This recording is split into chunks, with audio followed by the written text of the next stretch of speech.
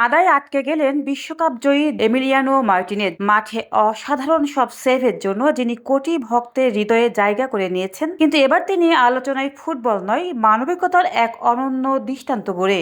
আর্জেন্টিনার সিয়েরা দে loss Paredes এলাকায় গ্রামীণ পরিবেশে ঘুরতে বেরিয়েছিলেন বিশ্বকাপ জয়ী গোলরক্ষক এমিলিয়ানো মার্টিনেজ, যাকে সবাই চেনে দিবু নামে। সঙ্গে ছিলেন তার এক বন্ধু, যিনি আরেকটি পিকআপ ট্রাক চালাচ্ছিলেন। টানা বৃষ্টিতে কাদায় ভরে যায় রাস্তা। প্রথমে দিবুর বন্ধুর গাড়ি গভীর কাদায় আটকে যায়। সেটি টেনে তুলতে গিয়ে বিপদে পড়ে মার্টিনেজের শক্তিশালী পিকআপটিও। একসময় দুটি গাড়ি অচল হয়ে পড়ে। ঠিক তখনই মোটরসাইকেলে করে ঘটনাস্থলের পাশ দিয়ে যাচ্ছিলেন স্থানীয় বাসিন্দা লিওনার্দো আলবারাসিন ও তার ছেলে রামিরো। দিবুকে দেখেই রামিরো চিৎকার করে ওঠে, বাবা, ও তো দিবু।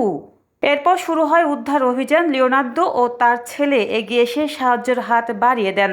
আন্তরিকভাবে তাদের সঙ্গে কথা বলেন মার্টিনেজ এবং কিভাবে গাড়ি আটকে গেছে সেটিও জানান।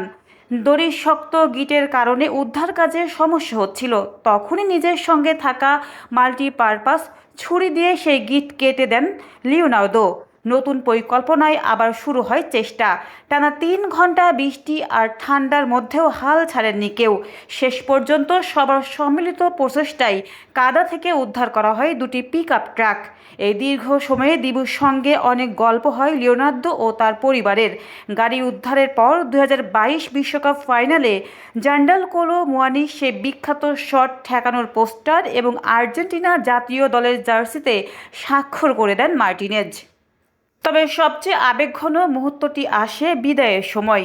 নিজের গায়ে থাকা আর্জেন্টিনা দলের অফিসিয়াল পার্কা খুলে লিওনার্দোর হাতে তুলে দেন দিবু। হাসি মুখে বলেন, তোমরাই আজ আমাকে বাঁচিয়ে দিলে। এই কথাই আবেগ ধরে রাখতে পারেনি লিওনার্দো। চোখ ভিজে যায় তার। আর এই ঘটনায় আবারও মনে করিয়ে দিল, মাঠের নায়ক এমিলিয়ানো দিবু মার্টিনেজ মাঠের বাইরেও একজন বড় মনের মানুষ। একই সঙ্গে আরও একবার ফুটে উঠল আর্জেন্টাইনদের সঙ্গে তাদের বিশ্বকাপজয়ী দলের গভীর ভালোবাসার বন্ধন। News desk, অন্যধারা।